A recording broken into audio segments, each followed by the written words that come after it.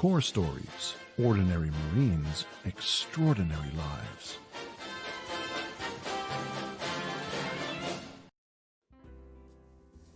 Hey everybody, thank you for joining us for Season 2 of Core Stories Innovators. Today we have the great honor of interviewing Stephen Barber, the documentary filmmaker who's made so many films in the last couple decades that are about Marines or have Marines as primary roles doing amazing things. He is an extraordinary man. He's a little crazy, but in an Elon Musk sort of way.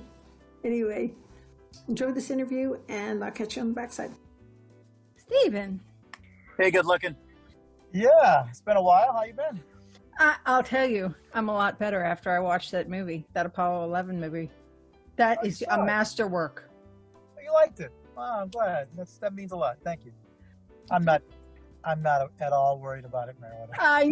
My secrets are safe. So you haven't seen the World's Most Dangerous Paper Route? I did see that too. I saw that last week. Oh, you saw it. Okay, good. That was my masterpiece. Apollo 11's okay, but the paper route is. I'm really proud of that one. I put my life on the line for that one. Did you tell me why? I was in combat. I was in Afghanistan. You were. Hell yeah. That was a great storytelling in that, because I think most of us who've read Stars and Stripes for decades had no idea logistically how they get it done. Well, the movie saved the paper. Did you see President Trump's tweet on Friday? No, what did he say? Oh yeah, no, they were getting rid of the paper. Mark Esper was going to. Oh, I did see that. I fleeted across, but he saved it, did he? No, I saved it. Lindsey Graham was in the movie, and I called Lindsey. I'm like, Lindsey, you got to get it to the White House, and he did. He got it to the executive branch. I don't know if Trump actually saw it, but people in his, orbit, in his little orbit saw it, and then he did the tweet. So, the power of film. It's the power of Stephen Barber. Yeah, I'm waning. My power is waning. I'm like I said, I'm ready to retire, but I won't say that on there. Now listen, you mentioned something about that. You have one more film you'd like to make before I'm tired. I'm exhausted. I mean, I've been doing this 15 years. Yeah. I'm leaving California. I'm working on my exit strategy as we speak. Are you coming back to the East Coast? So you're coming back to the DC area? No, I might end up down in Florida. I've got a boat down there.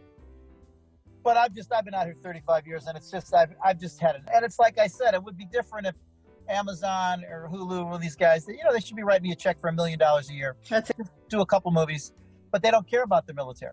They could care less. And I got lucky. I when I started with Leon, it was the perfect storm. It was like, there was really that last little breath of World War II that people still care. I really got lucky. I got to the last guys in their 80s and early 90s, but everybody's dead now. I mean, it's pretty much. It's great. Since I started working with you back when Until Their Home came out, what year was that? Well, that was 2012. You did. Yeah, my first film was Return to Tara. Well, that was 2008. That was when we first worked together. And you're right. I mean, the icons that you introduced me to. I just got lucky. I can't. Like I said, my timing was perfect. And then I fell into this astronaut monument thing, which is God. It's all God. I mean, I'm nobody. I live in a rent control apartment, and I was able to build the monument to the greatest story in the history of the world. So, anything and everything's possible. But that was all God. I had nothing to do with that. You always say that, though. You always say. The movies I made happen. I mean, I made all the movies happen. I found this I made happen, but you have no idea the backstory. I mean, what it was, first of all, it had never been done. Nobody had ever built a monument to the greatest story in the history of the world, which made no sense. It makes sense. The fact that it was available, and then the fact that I was able to pitch it, and then find the money, and then find the sculptors, and then to get it done, it was undoable, but I did it. Listen, I have to say that this Apollo 11 movie, I mean, I was in tears by the end. I have to say, that scene at the end from behind the sculpture, watching the SpaceX launch, it was just so emotional because Meriwether, I love you. I sent that to a guy in France, and he told me the movie was shit. Yeah, what the fuck's that? I'm sorry. So what are we doing here? Well, we're going to talk about these movies. I want to talk about whatever you want to talk about, but I would love to talk about both of the Paper Route and the Apollo 11 movie. Let's do that. You tell me. Now let's talk about Apollo 11 first, because that blew me away. I have to say the writing was outstanding. I couldn't believe how well you covered the history of space travel in that first section. Like, I don't know if it's the way you varied the kinds of footage we saw, but the element of it just kept it moving. But I learned so much. I mean, I have to say that the footage of the rockets breaking away from the tower, I've never seen that before. I never saw that before. There was a lot of footage I had never seen before. And I thought, as a child of the 60s, as a journalist, I had seen it all. So that makes me feel good. That makes me feel good, because I worked with a guy that had never made a movie before. So we're talking about Apollo 11. We must be bold. Yes. And it was kind of an afterthought, because I got the money from Quicken Loans to build the monument, but they wouldn't give me anything extra for the movie. And what? So they just wouldn't do it. So I couldn't complain, and they gave me, $750,000. They just weren't going to give me anything on top of that. And I just said, well, I kept bugging him, and I kept shooting along the way with what I could. I didn't have a lot of income to do it. So I shot what I could. And then somehow I managed to get to the CEO, and I said, look, man, I really need, if you can, maybe, float me $50K. Yeah. And he did. He did. He goes, okay. Can you do it for $50,000? Well, I absolutely could not do it for $50,000. but I said, but if you're a filmmaker, you say, of course. Yeah. So I took the $50,000, and I went to a guy that had never made a movie before. I'd been working with for 15 years, and he had done several spots for me. He was a great editor. And I just said, look, I can't pay you what I pay this other guy, but he's obviously, a really well-known filmmaker, and he's been working on all my movies. However, I'll give you X amount of dollars if you can do this. Mm-hmm. He goes, let's get it done. So he really worked on it. His name was Todd Hillman, and he worked on it, feverishly for 12 hours a day for 4 months. But that movie was really a collaborative between he and I. I gave him the structure, but he really went out of his way to find the archival footage and put it in a really succinct, linear way, so you could. He did a great job. Yeah, he did. It's outstanding. And then Patrick Warburton, of course, from Seinfeld, and the Family Guy. He's been a friend for 10 years. I've known him for a long time. And I reached out to him because he's actually in Space Force. He has a small part in Space Force. Cool. And he's a big space guy. And he was in a movie called he's in a movie called The Dish from about 20 years ago, which was about the dish in Australia that was the main communication satellite dish that talked to the Apollo astronauts. So, there's a huge Australian part of Apollo that when they came around the moon, this was the 60s, early 70s. Without that dish placed there in Australia, they would not have been able to speak to the astronauts. So, the Aussies are really proud of that. So he was in a movie about it. And anyway, it all came together, and he gave me a couple hours of his time. And he's just got that booming, this is Patrick Warburton. He's got that great booming voice. And it really came together really, really well. I'm glad. I'm really glad that you liked it. I haven't had a chance to sell it yet. I've just been busy working on building, a couple other monuments. So one's top secret. It'll be out in December, but I am actively looking for money right now for Apollo 14 at the University of Arizona. It'll be the first opportunity to build a monument at a major university. And I just kind of fell into this. I had a opportunity to do a documentary on Buzz Aldrin, and it fell through. And had that not fallen through, I wouldn't have come up with this idea with the monument. So, a lot of times success sneaks through the back door disguised as failure. That's right. I thought for sure that when Buzz told me no, I was like, oh man, I'm going to miss the 50th. And I took a bike ride, and I came up with this idea about the monument. And I had met Jim Irwin 50 years earlier. No, I met Jim when I was 12. I met him he was like the first moonwalker. I've met all the moonwalkers. I met all the Apollo. I've met every single crew from Apollo, which is mind-boggling. I'm personal friends with Jim Lovell. I'm personal friends with Aldrin, who's still kicking. He's amazing. And for me, I guess I'm really lucky because I'm 59, and I see this country just falling apart. And I feel so fortunate that I've been able to meet my childhood heroes. I've been able to interview and make movies about these guys that stormed the beaches at Normandy and at Tarawa and Iwo Jima, and these guys that got on suicide rockets and went into space. Because Generation X and Generation Y and millennials, they don't have a clue. They have no idea the and that's what's wrong with this country right now. Because just on a political thing, it's like these young people, they don't have a clue what the Leon Coopers of the world did for this country. I don't care. I care that I was lucky. My journey I was born in '61 couldn't have been more perfect. I mean, I was very fortunate. I was literally born 17 years after World War II, so it was still pretty fresh, and I grew up learning about all that, which you don't anymore. And it was always fascinating to me. Even as a little boy, I used to watch documentaries on World War II. My father took me to 3 movies. That was it. He took me to My Majesty's Secret Service, Hitler's Last 10 Days, and The Battle of Britain. I kid you not. My father wasn't a big moviegoer, but those are the 3 movies. Yeah, he took me to see The Jungle Book. Saw The Jungle Book. Nice. 4 movies. So the Apollo movie came out really amazing. I haven't had a chance, like I said, to sell it yet. I use it more for marketing right now.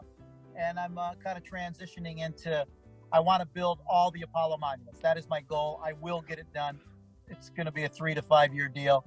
Same sculptors? Same guys. Oh, yeah. These guys. Well, there's nobody else. And the funny thing is, what you'll love about this is the way I found these guys is I did a piece on the Montford Marines. You may remember about 10 years ago. I saw that in the movie. They got the gold medal. And because I did it for free. I didn't have any money to do it. I just, one of the Montford Marines, African-American guys reached out to me and said, hey, would you shoot this? And I said, yeah. So, I spent, it cost me a couple grand. I flew back to DC. I shot it. It was awesome. It was one of the best days of my life. I got to go to, H&I and and these 400 of these guys getting medals in 110 degree weather. It was like half of them were dropping dead right there. Literally, they were putting on medals that I think guys were dead. They're like, I was like, what a great way to go out. Go. When I was in the Capitol hanging out with Commandant Amos, we were both looking at this Jack Swikert monument, which you may have seen. It's an astronaut monument in the Capitol. It's gorgeous. It is. So those are the guys. So they had built that 25 years ago because they're from Colorado. Okay. Jack Swikert was from Colorado. He actually died before the monument was built.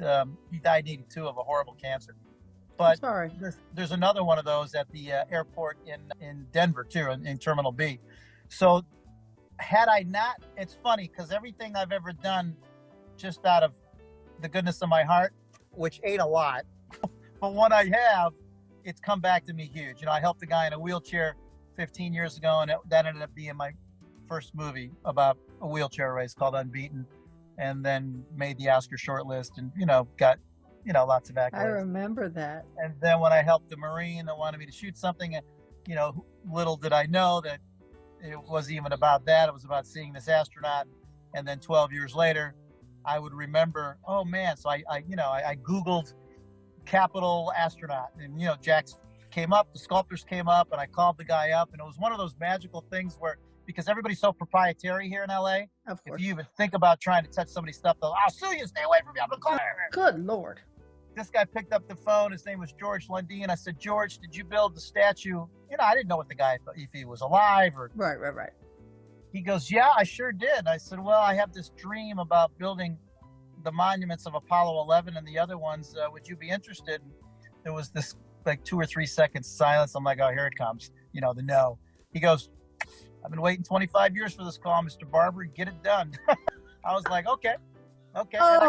We got it done. It was a big collaborative. I was able to vision it and get the sculptors on board, and I got NASA on board, and I got Quicken Loans on board, and it was but it was the timing. Once again, it was a perfect storm. It was the 50th anniversary of the moon landing. It was, it was just one of those perfect things that I've never had. It was really hard to do. There was a lot of, huge jumps I had to go over, but we got it done. So it's there now. 2 million people a year seeing it. It's gorgeous. I just got some pictures of it yesterday, and the sun hasn't really even hurt it. It's still, I've been out there for 370, 80 days now, and it still looks real damn good. Yeah. So, when I Googled it, now it's like a tourist spot Instagram thing. No, it's a major deal, and I'm hoping it gets into a movie. I'm waiting for it to get into a movie. I'm like, somebody's got to put this in. Yeah. Well, I wondered. I sat there and I thought to myself, listen, I wondered if he reached out to Musk to narrate the movie, or if Musk would. Elon's not. He's not like us. He's an alien. Elon Musk is not a human being. He's in a completely. I've often wondered that. He thinks so differently than everybody else. He's not a big fan of mine. We'll just leave it at that. Oh. A little busy. He's a little busy for me. Well, he's a little busy, period, I guess. But I'll tell you, I was standing in my living room, jumping up and down when his rocket went this past time and came back, and when it came back too. Yeah, well, we were all on pins and needles because that would have been the end of him. If those, if Doug and Bob had perished in that would have been it. I mean, nobody, and luckily that did not happen. I mean, I think he moves a little too quick, but he pulled it off, and it is rocket science. He knows what he's doing at this point. So. Yeah. Well, and there was a Marine involved, of course, so the captain was a Marine. I really need to take a lesson from you about being bold and envisioning things and pursuing them, because, recently I've returned to school and I've got a great education. I'm wrapping up my second master's degree and I've enrolled in a PhD starting in January. But all my life, I just wish I had your, I think I have the same level of passion, but Stephen Barber, every time you come out with a movie, I think to myself, my God, he is so freaking courageous. I mean, like you say, let's go back to the Paper Route movie. World's Most Dangerous Paper Route is like the most, it's like the undertitled movie of the year. It could have. Yeah, once again, and that everything I've done is from stuff that I've already done. So, like the Apollo 11 monuments happened because I had shot something. And the Montfort Marines, right? Right. And now the Paper Route had happened because of Leon Cooper, because the first time we went out to Tarawa, I knew about Stripes. I called them up. I said, hey, this would be a pretty good story for Stripes. And sure enough, they couldn't wait to come and interview Leon. So they interviewed Leon. And then 5 years later, we went to Japan with Leon. And then, I called Stripes again, and they had a division there. And of course, they couldn't wait to come out and interview him again. And that's where, and that was in 2015. And I'm literally sitting in the, the foyer of the hotel. And I'm talking to this guy, Seth Robson, who's the, and I said, guys, he's the reporter. I said, you guys are so great. I mean, this is such a great paper. Has anybody ever thought about doing a documentary? I mean, that was just just off the cuff remark. And he's, he's a Kiwi from, New Zealand. He's like, oh, Mike, I got a great title. We'll call it the world's most digest. You do that really well. I was like, what did you just say? He goes, the world's most digest Paper Route, Mike. And I was like, oh my God, I'm in. Sorry about my bad New Zealand accent, but that's pretty good actually. I didn't come up with that title. I mean, I'm not that smart. I mean, that was just, my God, that was brilliant. So the title literally lifted me. I was like, that was all it. And from there, I started bugging the publisher, and of course their DOD, the Defense Department, telling me, yeah, we can't do that, blah, blah, blah. Well, a couple years later, I think he saw the writing on the wall that Stripes was going to have some trouble staying alive. So he thought, well, maybe publicity wouldn't hurt, right? Yeah, so he ended up finding some contingency funds, and we went out to Syria, went out to Afghanistan, went out to Kuwait. Well, it was amazing. I mean, I wouldn't recommend these trips. They're not like for the faint of heart. But it was, I've been in a combat zone. I mean, I wasn't technically in combat. I got to go out in a Black Hawk and go out on a Taliban training run and over Kandahar and go 180 miles an hour over the deck. And, it was pretty cool. I mean, we were locked and loaded, but nothing happened. But it's still, I was there in a combat zone, knowing, feeling and smelling and tasting exactly what it was like. Because I was on, then I was on a Chinook that was fully loaded with bear, and it was intense, man, and nobody's smiling. It's if you've never been in it. I mean, if you've never been in a combat zone, which most people haven't, it's a trip. It's not like, I'm on the flight line taking selfies, and this commander came over to me. He goes, "Sir, I'm gonna take that phone and shove it up your ass. If you ever," he goes, "you ever take another selfie on my flight line?" He says, I said, "Yeah," and I'm like, because I'm having a blast. I'm like, woo! I can see this happening. Yeah, he was none too pleased. He's like, sir, come here. Put that cell phone away. I was like, all right. But I got the picture. Anyway, so that was great, and I got to follow. We went to Kaiserslautern. It's called Kaiserslautern. Was in Germany. That's their main office. I got to do the history of Stars and Stripes. It goes all the way back to Civil War, World War One, General Pershing. Eisenhower back in 41. It's been going every single day since 1941, and I feel like we've had a small part in keeping this paper alive because the president tweeted about it last week, and I know that his inner circle saw the movie. I'm not sure if he's capable of actually watching a movie, but I think he may have heard about it. Yeah.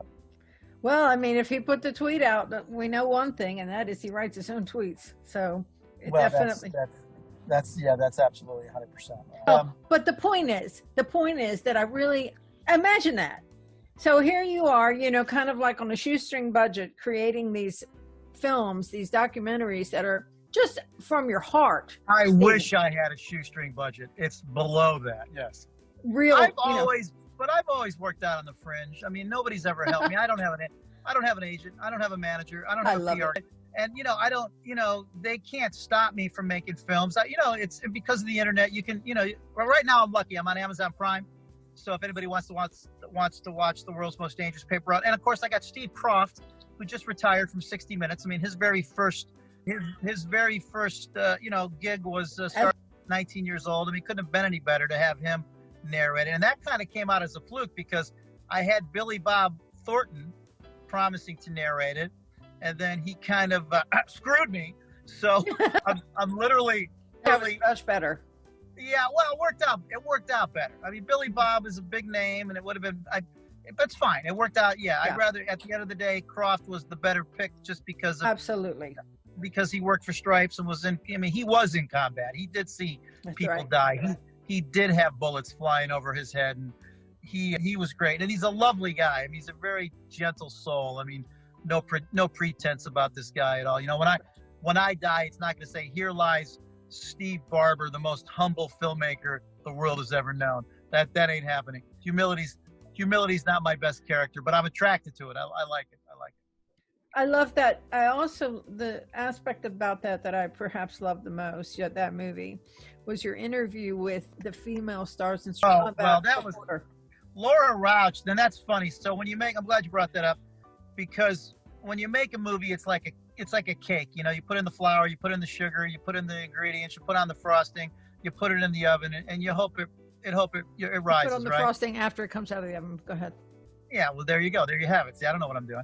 So at the end of the day, that's what this movie was. And we got about halfway through it. We probably interviewed 30 or 40 people. Right. And we did not have a movie. I mean, I looked at my producing partner, Matthew Housley, and I go, Matt, what the hell are we going to do here? I mean, this is flat. I mean, there's no story here. I mean, yeah, nice people, newspaper, and literally, ironically, as I was the guy who took down Brian Williams. I can't remember his name, but he was the guy that was the reporter that took Brian Williams, off the desk. Oh, I love that guy.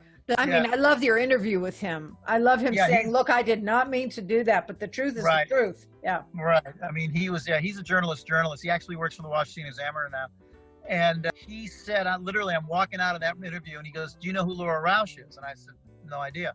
He goes, "You need to find her. She's probably the number one female, combat veteran journalist in the world. She's retired, but I mean, she worked for us. She was out there for like 12 years. She worked for UPI. She worked for AP. I mean, she's been in the shit, And I was like, okay, well, I tried to find her. So she had a website, but no phone number, no email, because she doesn't want to be found. But she's so awesome. She literally, when the Wounded Warrior logo that you see, that's hers. That's her picture. That's a real picture that they use. That's a picture of some front war. Those are two French guys. It's a French guy taking his other compadre off the battleground. It's a photo. Right. Yeah, it's really, she took that. So anyway, it took me 5 or 6 weeks. I finally found her. She used to work for Max Baucus, so I had to call Max's office. And so she finally calls me and she goes, "What do you want? What are you doing? Why are you stalking me?" No. And I said, "Well, she goes, "Steve, I know who you are. I've seen, I've Googled you. Yeah, okay. I'm just not interested." Like, I'm done. I'm retired. I live in Napa. I'm like, yo, you live in Napa. What's your address? She's like, no. Like, I don't think so. That was our first call. And then I got to you've seen the movie, I got to the quadriplegic that she did a huge story on. Photo. And then I went down to see him, and then I called her back. I said, hey, I went down and saw Kyle Hockenberry. She goes, no, you didn't. I go, yeah, he let me in the house. I interviewed him. She goes, Kyle let you interview him? I said, yes, he did. She goes, all right, come on up. So I came up, we hit it off, and she made the movie. I mean, she made the movie. The reason I love that is because she said something that you never hear. She said, here he was laying there in front of me, dying. And I knew that I have a responsibility to take this picture, to tell the story. Right. But I did not want to appear to be capitalizing on it. I mean, that freaking struggle is something every journalist goes through and doesn't have the words for. Well, let me tell you what's so pivotal and so epiphanous about that picture. That picture created life. Because she took that picture, Gary Sinise found out about him, built him a $600,000 house. A woman met him on the internet and gave him a baby. I love it. I mean, and I told Laura that. I said, you're God. She goes, what are you talking about? I said, you're God. You created a life with the click of a button. And she's like, well, okay. She's like, you're stretching. I'm like, no, I'm not. Everybody who watches the movie loves her. She's so genuine, and she's awesome. She is, but as a female journalist, I mean, she's a badass, man. I wouldn't do, like, I was in combat. I went out there 17 days. That was 16 and a half days. But nobody ever talks to female journalists, is what I'm saying. Well, you did. I'd actually love to do a documentary. There's about 10, 20 women out there that it'd be such a great documentary. But again, nobody cares here. I'm not tired. I can go the next 40 more years. I'm tired of calling on these Hollywood yahoos to fund my projects because they don't care. So I'm going to an empty well. I mean, you were very successful going to Rocket to Quicken. Well, that was once again, that's because I shot the movie The Carrier 10 years ago. I know, 10 years earlier. I made that connection. Like, everything I've done, everything is because of a relationship. If I had not shot that movie on the aircraft carrier, and once again, another military project, I would not have had that, because I was running out of time. I couldn't sell it, even though it was the 50th anniversary. I mean, literally, Quicken was all I had, and they came to the table and they wrote the check. So, I mean, but if I had not had that relationship with Dan Gilbert and Jay Farner, the CEOs, it would have never happened. So once again, but you have relationships with everybody, and I feel certain there's an organization out there that would love to make a documentary about women in journalism and combat. I got lots of relationships, but none of them are good. Oh, sure they are. Everybody loves you. Everybody hates you. You met my mommy. You met my mommy. Nice, sweet, beautiful little thing. You met mommy. You met Fern. She's gone now, but you got to meet her. She was adorable. Yeah, she was this is the Fern. Fern was a piece of work. To Fern. Yep. Mm-hmm. She was adorable too. Yep. That was my mom. And so. I think Norm Hatch kind of liked her. Norm Hatch. God, there's another freaking legend. I was just looking at his book the other day, War Shots. There's another. I've always wanted to do a full feature. I mean, not a feature, but like an HBO 10-part series on war photographers from World War II. I mean, I've got it in my head. How amazing, because nobody's ever told that story of the guys like Norm Hatch that were like, they had no guns. They only had cameras, and they told those early stories. Norm actually took the first moving picture of the enemy and in combat. Unbelievable. Yeah. I mean, Norm was, I miss Norm. That guy could talk 12 hours a day. I remember the first time I went to his basement there in Virginia. I know, that office with the nude on the wall. Well, it's so funny when Until Day Home came out. Of course, he couldn't make it. He was too old. Susan Strange. I don't know if you know who Susan Strange is. She was a archivist that worked for us. She called me up. She goes, well, Norm, he likes the movie, but he goes, it's a little dark. Can you lighten it up? I said, well, you tell Norm out. Because, Norm was the real deal. Norm worked at Warner Brothers. Norm worked for Paramount. I mean, He actually, his claim to fame was The Incredible Mr. Limpet. Remember with Don Knotts? Yeah. Remember the movie The Incredible? It was one of the very first animated real people movies of all time. And Knotts ends up befriending a fish, which is an animated fish. And they couldn't figure out how he would be able to talk to the fish off of the warship. And literally, he told me the story. He goes, they called him into the office and said, how would you do this? He goes, well, it's real simple. You just drop a microphone into the water, a waterproof mic. And I said, no, I remember that scene. When they do that, the whole thing. I said, did you get any royalties for that? He goes, nah, I didn't get a dime. He had the Oscar. I should have snagged it. He had the Oscar. I was holding that Oscar from Tarawa. I should have grabbed that. But he finally, they put it in the museum. It's where it belongs. It is where it belongs. Yeah. I had a lot of great conversations with him. Oh, we had some great confidential conversations down there, talking all kinds of Marine Corps gossip. I mean, Norm was a Marine's Marine, man. He was something. He was. I can remember. Well, I was in a meeting with him I tell this story from time to time. I was in a meeting with him. It was on the 4th of July. I got stuck in traffic, so I was late. And I'm calling him so sorry. And I'm sitting, it's like 4th of July around DC. I was an idiot to go. Anyway, the point is, we were talking a couple hours and he says, Fairweather, you've got to get the hell out of here. And I said, why? And he says, I have a meeting tonight with the ACMAC at the museum. I'm invited to a special event. And I'm like, you haven't? Okay, of course. I'm getting thrown out so you can go see the assistant commandant of the Marine Corps at the Marine Corps Museum. Yeah. Well, do you know he and Med, who was the guy from Tarawa that got the Medal of Honor? He was the commandant of the Marine Corps. Med. Oh, now you're going to completely embarrass I can't remember the guy's name, but anyway, do you know that Norm Hatch, he and the former commandant of the Marine Corps single-handedly saved the Marine Corps? Did you know that? I did know that, actually, because Congress tried to decommission. What they learned after World War II was why it was so tough to beat the Germans, because they only had 3 divisions. They had the Luftwaffe, they had the Navy, and they had the Army. Well, we had the Navy, the Army, the Marines, the Coast Guard, the frickin' Merchant Marines. We had 6 or 7 different divisions, so communication was really challenging, where the Germans were really succinct. They could get, communications. So they decided that the Marine Corps wasn't necessary and that it would streamline the military. And Norm and Mad Dog Howling Smith, yeah, he won the congressional. He didn't win it. He earned the Medal of Honor, and he survived and became the commandant of the Marine Corps.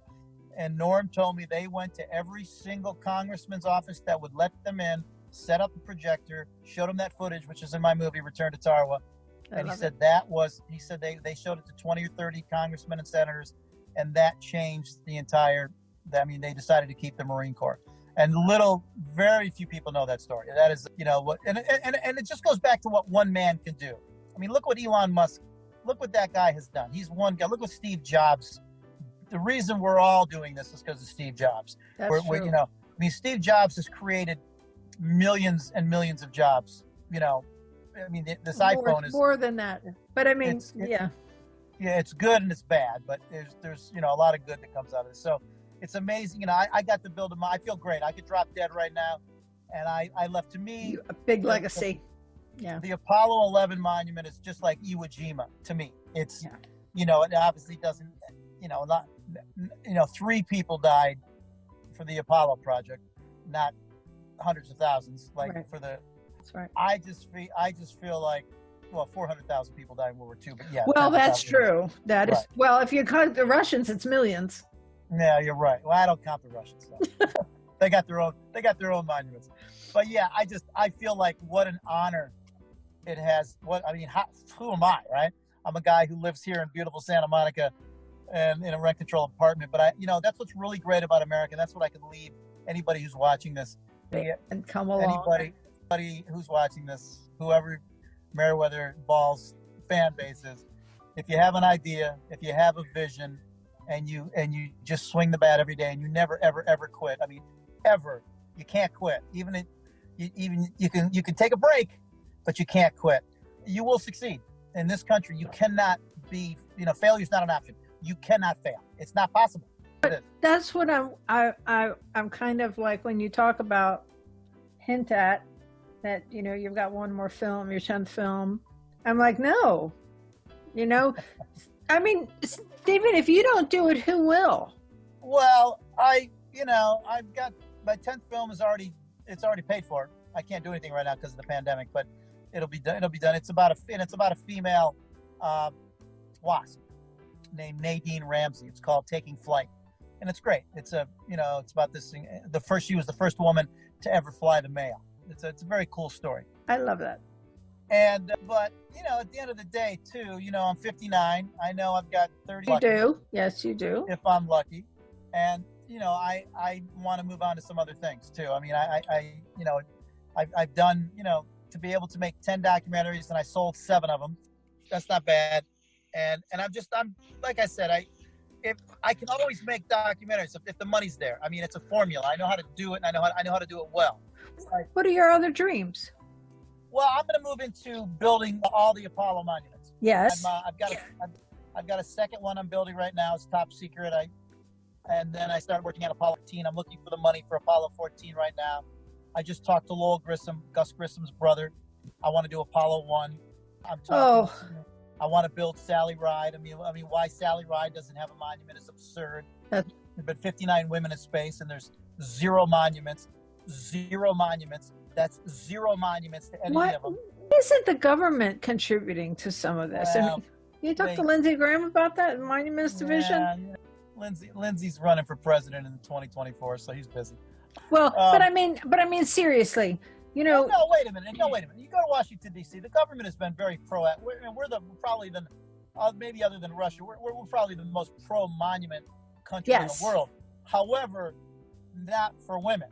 Only 2% of the monuments in the country are dedicated to the celebration of any sort of female achievement, and that's just part of, the whole. Well, so that makes all the more reason why the government should contribute to these expenses. As soon as we get done with this interview, I'll call the government and make that happen. Okay. You and I will call the government. You and I will go to Capitol Hill and we'll go knocking on doors and say, "Listen, he can make this happen. He's done it before. He can do it again." I'm working on some female stuff. I want to build the Hidden Figures Monument, the first African female African. Oh, you put it here at Langley, right up the road from me, where they worked. An all-black college, Spelman. We're looking at building it there. You have to, it have to be, the whole government. It's a lot easier to do this stuff privately. Like the whole NASA. Like I built the monument at NASA. Yes. There is no way to tell you the challenges I had to deal with at NASA. I'm just not even going to go there. Okay. It was, they run that like it's a private organization. They don't run it like it belongs to us. It's you think the egos are thick in Hollywood? Try NASA. I mean, these guys go to space, right? So they get on rockets. So they got healthy egos. But, I got it done. But the only reason I got it done is because God came in and helped me, because it was just undoable. And that's why it had never been done before. Deals with. I think the Secretary of the Interior. I think they do a lot of work with monuments and stuff. But I don't have any of that information. I'm new to this game. I've only been doing it for 1.5 years, 2 years. But it's good. Monuments mean a lot. I know. But listen. But let me just say this.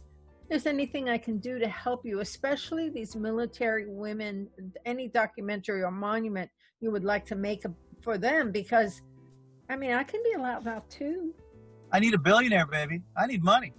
I think the government should pay for it. The government doesn't pay for that stuff. No, I need private. You need some. The thing is, the people that care are dying too. That's another. I don't. That's true. You're running out of.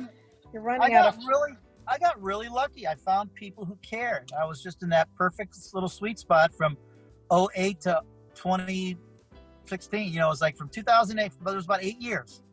It was 8 years that I was like, the money was flowing and the people cared, but it's gone now. It's done. It's finished. World War II is finished. It just doesn't exist in the minds of, I was really surprised when I saw the Midway movie. Lionsgate made that, and it wasn't very good. It was I don't know. I don't know if you saw it, but I was quite surprised they made it. But they had Nick Jonas, Oh, and it wasn't a horrible. It was a very expensive movie. I mean, it cost $100 million to make. But I was really surprised that Hollywood that they threw that kind of money behind a feature of World War II. Midway, of all, Midway is a pretty, not obscure battle for its time, but pretty obscure now. I mean, nobody, Midway, you ask anybody under 40 what Midway was, they wouldn't be able to tell you. Right. No. So I was really surprised. So, but it is, there's not, I can't see another, Hollywood's not, that's not what they're making anymore. Those days are done, So, I mean, like I said, I'd be in a totally different space if I could get a deal with Netflix or Hulu or Amazon, but I can't. They won't talk to me. They won't talk to me. Well, how is it then that these sort of novice filmmakers are getting in those places? Yeah, at least Amazon. I don't know. It's like my journey, like I said, my journey is completely different than anybody else's. Like everybody's journey is different. But this town has always been, I live on the corner of nepotism and greed. That's what this town is. A lot of people are in. They've always been in. I've always been out. I've always been an outsider. I've never been inside. In fact, when all the stuff I did, Good Morning America and the Today Show and Fox and Friends, and that doesn't happen to guys like me. I just made all that happen because I'm a good sales guy. I'm a really good sales guy, but you don't take no for an answer. No, I do. I do take no for an answer every day. You keep pressing on. Yeah, I move on to, I move on to, I've got 15 movies sitting on my desk that I couldn't get funded. 15, 20 maybe, and I've got all these incredible projects that I can't get funded. So I basically move on to projects that I can get funded. Okay. So I do keep going, but I also know I got a World War II guy. I don't know if you saw the story of Sam Folsom. Martha McCallum did a whole thing on him. He's the last Marine pilot. I think I said that. I did see that. Some great work. He's still alive. He lives 10 miles from here. He's still alive. He's mind-boggling. I love Leon Cooper, but Leon wasn't even in this guy's category. This guy had 3 Japanese kills. Right. He flew with Pappy Boyington. I mean, this guy, what a story. What a story this guy's. I can't get a dime. For this guy. I go around to these guys that are worth hundreds of millions of dollars, try to get 10 grand, just 15 grand.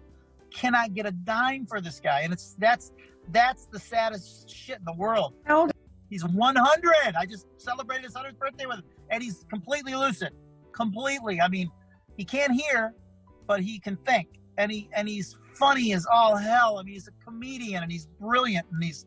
And his wife is 94 and she was on the Show of Shows with Sid Caesar. And, it's just, so anyway, it's just so sad because I went around to 20, 30 people worth hundreds of millions of dollars trying to get 10 grand. Nothing. Because I could do something for $10,000. I could do something really nice. I could put together a nice little short documentary, 10, 12 minutes and, shoot it, write it, edit it. I got to pay some guys, but you can't find, so when I can't find $10,000 for the last Marine pilot, and I've taken this to Marines, I've taken it to wealthy Marines, and they said everyone says no, you say 10 grand. I can't do my nails. What do they say how do they justify a Marine? Zero interest. Have no interest. It just is what it is. I can't fight City Hall. It's like, but me, I love the Marine Corps. If it wasn't for the United States military, the world would be thrust into darkness. I know this. That's right. Because I'm not a Marine. I could probably play one on TV. But, I went to a Marine military school down the road from you, down in Virginia. And I've always been part of the military. And, and I've done more for the military being outside the military than I could have ever done. Yeah. You have real well. But, I've been on aircraft carriers, and I spent a week living on the Carl Vinson. I've been to combat zones in Afghanistan and Kuwait and Syria. And, I've been to Europe, and I've been to Taro. I've been to these places where these young guys, these 18, 19, 20-year-old kids gave their lives for this country. I've been there. I've felt it. I've smelt it. I've touched it. So I've been really fortunate. And the problem is nobody else has.